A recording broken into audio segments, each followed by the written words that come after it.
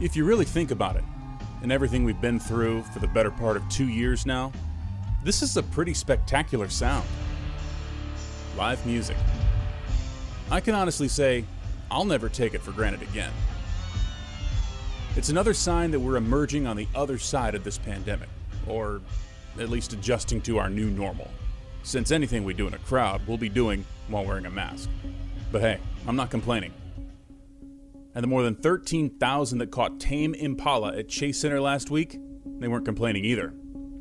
For the first time in over 550 days, more than a year and a half, Chase Center, the Bay Area's largest indoor concert and entertainment venue, is open for business at full capacity.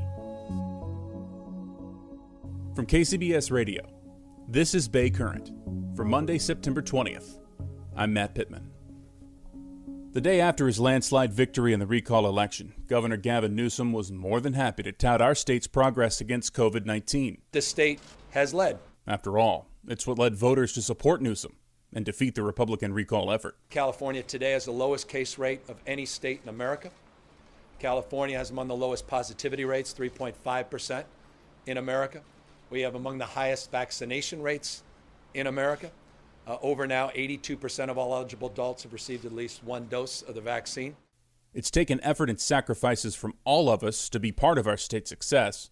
And how many of us have family and friends in states where the pandemic is still raging out of control?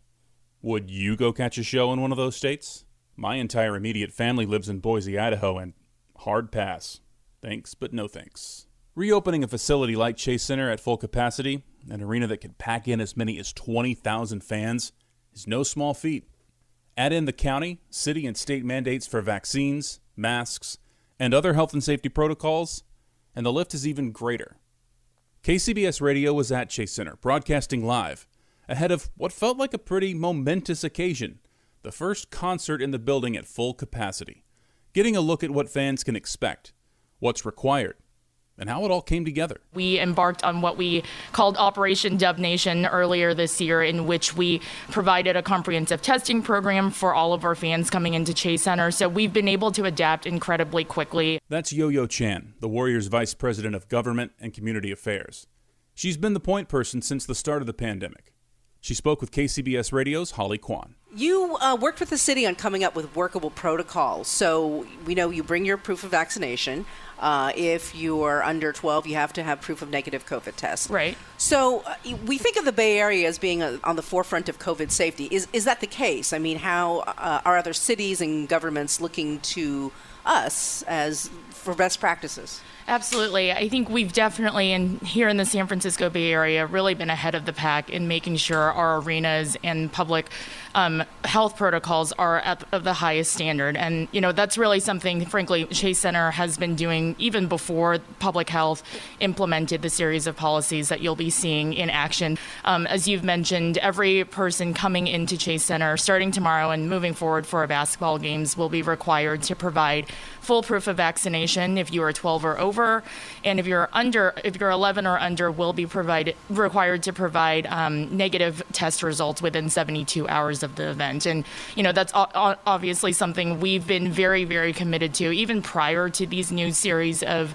regulations that public health have issued, and we're very, very excited to be implementing them tomorrow. Coming up here in the elevator, I saw there was a medical grade air purifier that was installed inside on the floor of the elevator. And I understand those are in all the elevators. What kinds of things have you done to outfit and retrofit, I guess, maybe Chase Center? Absolutely. You mentioned ventilation. That's a huge component of our safety here at Chase Center. Luckily, we've got a very new building, so we've been able to implement HEPA filters that are really of the highest quality. During the pandemic, we were certified as a GBAC certified building, which really is the top of the line, state of the art health designation that arenas have been given over the course of the pandemic. So we're very proud to have been one of the first buildings to receive a GBAC certification.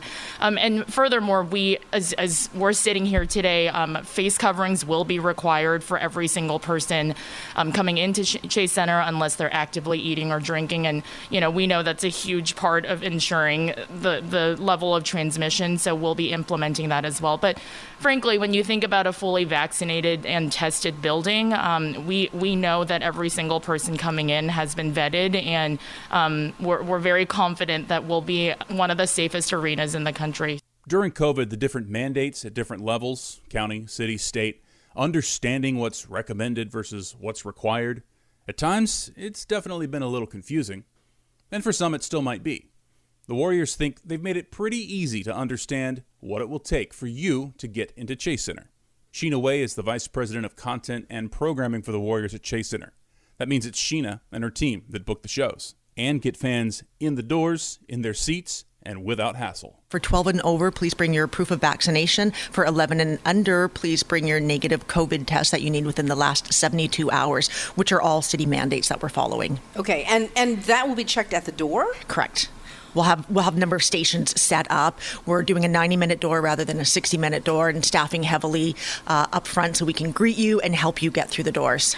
Okay, so when you had the Warriors fans in earlier, did that help you sort of lay the groundwork for what you do going forward? Yeah, I mean, we were the only venue that were bringing fans in. Everybody was tested. We were providing all the testing and PCR tests for everybody, and paying for that. So we've had a lot of one-to-one with fans. We understand how to help them in the building. This will be a lot easier because, I mean, they're basically just showing us their phone, and we verify it, and then they're coming in. So just helping them to upload their Clear app, if they can do that in advance, would be a really great help. They can just bring their vaccination card and a piece of ID as well. And so we can do visual checks like that, or their negative COVID test.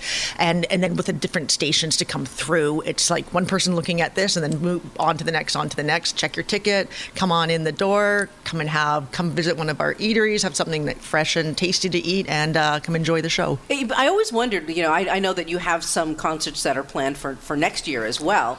How far in advance do they have to make those decisions as to whether it's okay to sell tickets and schedule something? Because we saw what happened with Stevie Nicks and Fleetwood Mac. Yeah. So it really depends on the type of the artist. The younger the art, like the hip hop and Latin music, they can go up in 5 weeks. And EDM shows, they can put it on sale. They'll sell out within 3 or 4 days and ready to go. Some of the bigger pop shows, they like a longer runway. Country shows, they like to book a year out. So we'll accommodate and work with however they want to do it. Next summer's really busy, heavy traffic. I'm doing a lot of work right now on next summer and the spring. Agents and artists are, they're feeling really good about coming back. They're feeling very bullish about coming back right now. There's been a lot of festivals and other concerts going on that have been running quite successfully. There's also been a few, artists that one of them have gotten sick and then they have to quarantine their whole band. So, we all have to keep an eye on that. And music to the ears of Warriors fans, the season is just about here.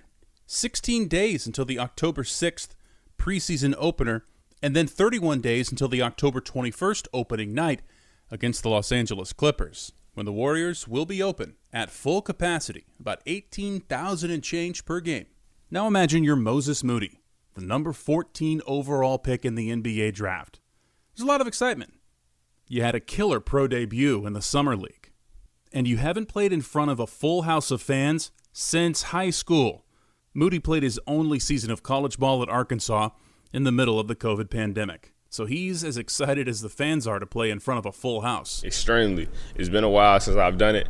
And I obviously played, last time I did it was in high school, and the NBA fan base in high school is a little bit different. So I'm excited to do it and be out here in front of this many great fans. What have you heard about Bay Area Warriors fans, about Dub Nation? I heard that they're some of the best fans in the world. They show extreme love, and they got a lot of energy, and it's a hard place to play if you're the opposing team.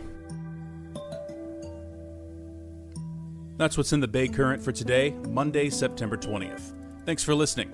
You can find more podcasts just like this one on the Odyssey app. And as always, stay plugged into all the Bay Area news at kcbsradio.com. I'm Matt Pittman. We'll chat tomorrow.